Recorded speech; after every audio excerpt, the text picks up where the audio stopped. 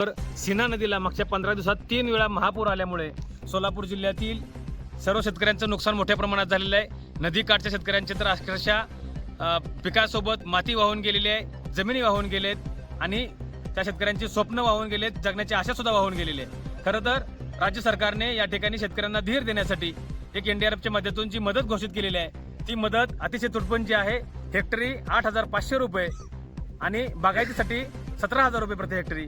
खरं तर या जमिनी स्वच्छ करण्यासाठी, या जमिनी नीट करण्यासाठी आम्हाला हेक्टरीची मदत दिली आहे, ती सुद्धा अपुरी पडते।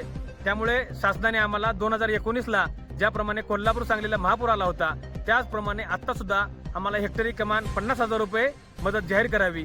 दुसऱ्याच बाजूला आमच्या जखमीवर मीठ चोळण्यासाठी आमच्याच ऊसावर अतिवृष्टी झाली, आमच्याच शेतातून महापूर आल्यामुळे आमचा ऊस शेती वाहून गेली, आमच्या ऊसाच्या शेतात पाणी साठल्यामुळे आमच्या सोलापूर जिल्ह्यातील प्रत्येक शेतकऱ्याच्या आणि संपूर्ण राज्यामध्ये ज्या ज्या ठिकाणी अतिवृष्टी झाली तिथल्या शेतकऱ्याच्या ऊसाच्या उत्पादनामध्ये या ठिकाणी 10 ते 15 टनांनी घट होणार आहे। आणि अशाच वेळेस राज्य सरकारने परवा एक निर्णय घेतला की शेतकऱ्यांच्या ऊसातून 15 रुपये कपात करायचे आणि पूरग्रस्तांना द्यायचे। त्याच्यामध्ये सरकारने सुद्धा दलाली केलेली आहे। 5 रुपये हे पूरग्रस्तांना द्यायचे आणि 10 रुपये स्वतःच्या खिशात घालायचे मुख्यमंत्री सहाय्यता निधी म्हणून।